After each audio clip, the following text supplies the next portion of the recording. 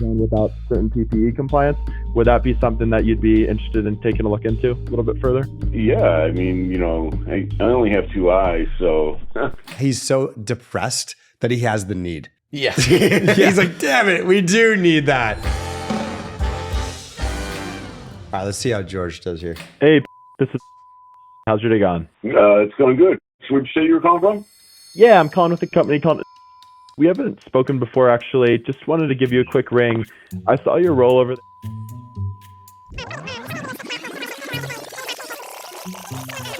Just kind of curious in your facilities if you guys are currently leveraging kind of camera infrastructure. He probably could have shortened this up about 90%. Like he was using like a couple of openers and a few different things. The person seems pretty nice, like they're going to stay on, but I think that could have been shortened up. Cold calls are usually 2 minutes. If you can cut out 15 seconds, you should. And I think he could have gotten the same outcome with 15 seconds shorter. And ultimately, wordsmithing like a comic here. Like get every word absolutely perfect. All right, let's see where it goes. We do utilize some cameras. It is an area of opportunity for us, to be honest with you. Yeah, like getting more kind of camera coverage. He's so depressed that he has the need. Yeah. He's like, damn it, we do need that. Which is really hard on a cold call for someone to this early in the call to say something like that. Like, dude, this guy is going to be all ears. Yeah. And so like right now, you go and you ask for the meeting right now. I wouldn't be surprised if he actually takes the meeting and it holds. But let's see how it goes. Using the cameras for safety in general. Both. Kind of a little bit of both. I guess. Okay. Yeah, a little bit of both. Mm-hmm. We kind of take a proactive floor approach to safety. Nice. Knowing that investing into more robust camera system would be a rather large capital project. 100%. Yeah, those are it's always a big cost, especially for those kind of things. Have you heard of before? It's kind of we're kind of a newer company. I feel like I have, to be honest with you. I feel like if you haven't reached out, someone has at some point in time. Sure. Yeah, He should have asked for the meeting by this point before he got into those other things. This person is kind of playing ball. I think he's definitely going to have an opportunity, and he's getting some good information from him. There's clearly a pain point here. He knows that it's going to be expensive, so we're getting some clues about this prospect. Cool. Few of us popping up, but we're kind of utilizing AI camera vision with your existing camera infrastructure, so it wouldn't be a full on top total new camera thing. Yeah. But he's identifying just gonna route the signal more or less, and then 100%.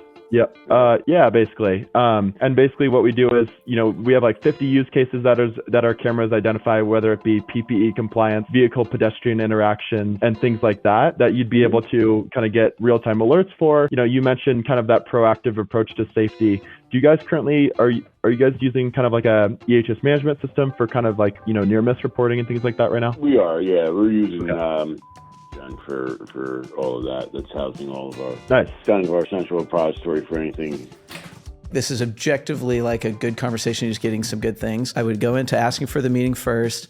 If he gives you some objections, you can deal with those objections, and you can figure out kind of what would stand between him and the meeting. I would knock down the meeting before getting into these pieces. He's fallen a little bit in the trap of I want to tell him about this. I'm like, he's kind of oh, let me just tell you about this, as opposed to just be just chill. Just let the guy talk. Outside of the scope of okay, book the meeting. Okay. But with just this human conversation, the fact that we are talking, don't feel rushed and anxious to have to get the elevator pitch out there. The guy's just talking. Let's see where he goes with it. For those near miss reports, when would those get to you if someone submits them, through their app? How long does that take before you kind of get that? I get it. As soon as they submit it, it hits my inbox. That's good. Nice. Okay. So fairly quickly, I'd say. Yeah. Yep. Nice. Love that. Would you see some kind of opportunity if you were able to get kind of real-time insights of someone, let's say you have a hazardous spot in your facility and you don't want anyone there walking in there. Would you see, if you got a real-time alert from the camera systems, hey, someone entered this zone, or hey, this person's in this zone without certain PPE compliance, would that be something that you'd be interested in taking a look into a little bit further? Yeah, I mean, I only have two eyes, so. Exactly. Yeah. Definitely, the whole purpose more eyes would definitely be useful, but I would definitely need to get my security guy involved. For sure. So So we could probably set up a time. We got two things. First off, like, it does seem like he's been fed a script of close-ended questions by like a leader. Don't you get the sense that that's what he's kind of reading that? He's getting a little closer to just like asking like, is this something that we should evaluate? He says, hey, I would need to get this other person on. Yeah, that's the other thing. Now what are we doing here? Because now it's like, okay, which is great. I think sometimes sellers are like, oh gosh, more people. But it's like, no, they're going to be involved anyway. Get them involved. All right, so Sam, if people want to dive in deeper on some of these concepts and best practices we've been talking about today, where would you direct them to do that? Okay, well, your foundation is going to be your script. Okay, you want to have a very simple and effective script, and you want to understand the most important objections. So what we have for you is a script to get you started out that will give you the opening to the closing to the way you handle qualification at the end. We're also going to give you an objection handling guide with the 5 or 6 most common objections. Like 90-something% of what you're going to get is 5 or 6 different objections, and we go through those in this objection handling guide. Gold. So those are linked in the description of the show. Let's get back to some more calls. Let's see how he handles it. Sure. Yeah. With him, kind of run through what the options are and whatnot, and take 100%. see if there's a level of interest from there. Yeah, definitely can do that. What I would do here is you need to ask for that person's name.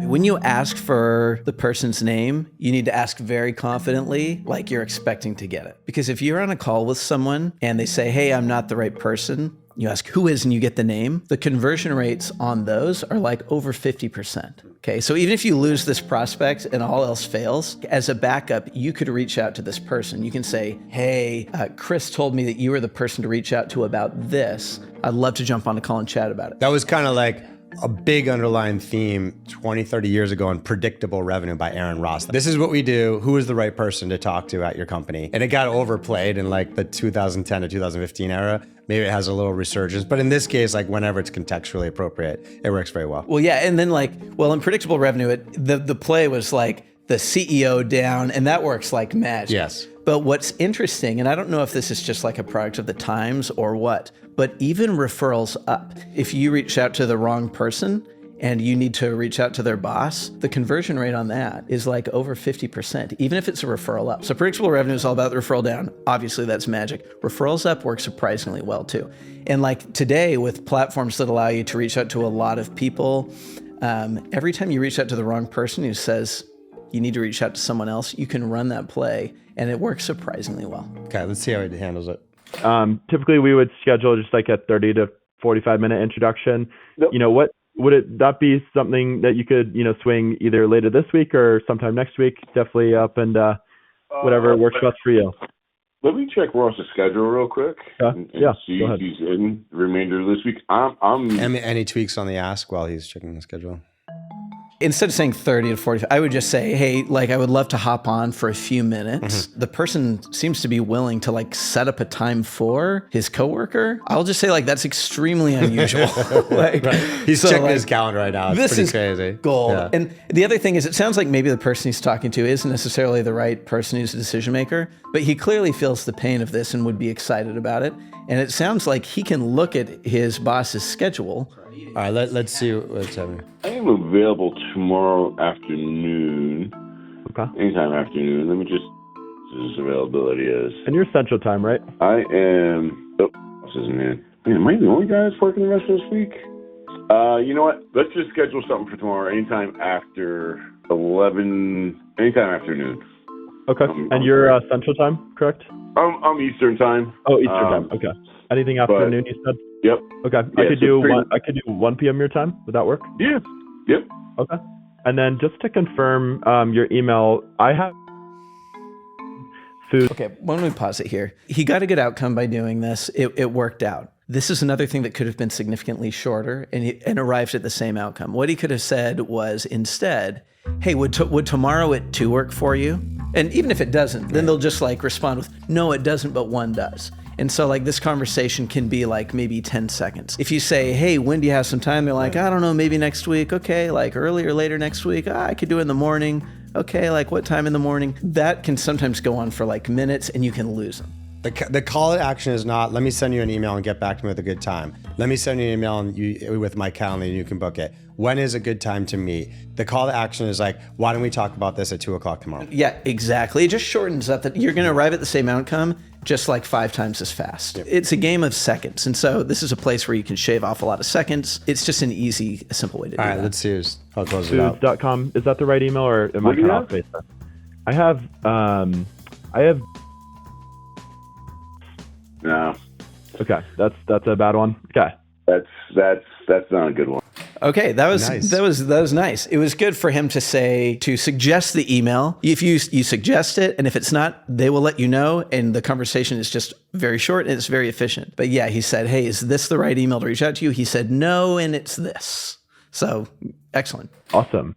And then I'll schedule that for tomorrow, just to confirm. Tomorrow, 1 p.m. Eastern time, be about 30 to 45 minutes, nothing crazy. We'll give you kind of a high-level overview of kind of learn a little bit about your operations over there and kind of just give you a quick chit-chat. So appreciate your time today, and I'll let you get out of here. But I'll send that over shortly. All right. Bye. Awesome. Thanks. All right, you got the call. Cool. That's good. I mean, the last second there, he could have sent it over and say, "Hey, could you accept that right now?" Yeah.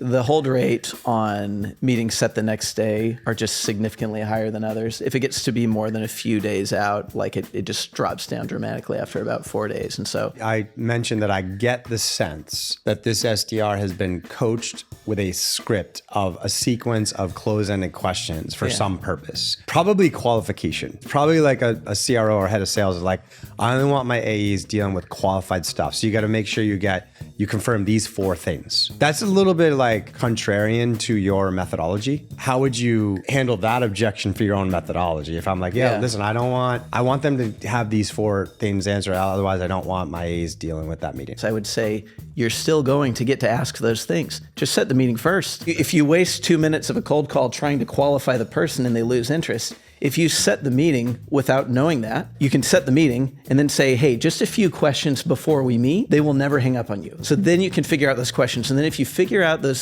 after those questions that this just isn't going to fit, it's very easy to cancel the meeting. Perfect. So follow the methodology, deliver the elevator pitch, ask specifically like, does 2 p.m. tomorrow work? Very rarely will they book at that moment. They're going to throw you objection, handle the objection, and then ask again, what do you think about 2:00 tomorrow? The best SDRs are going to go through like 3, 4, 5 sequences before they either get a hang up or they get a meeting booked. And then something we haven't talked about, which is like, if you want to do discovery and qualification, then do it then. Yes. You can just do it After you afterwards. set the meeting. Exactly. All right, so maybe the next caller will do that. Let's check it out. Hello. Hi, is this Who is this? this is calling from Oh, hi. How are you?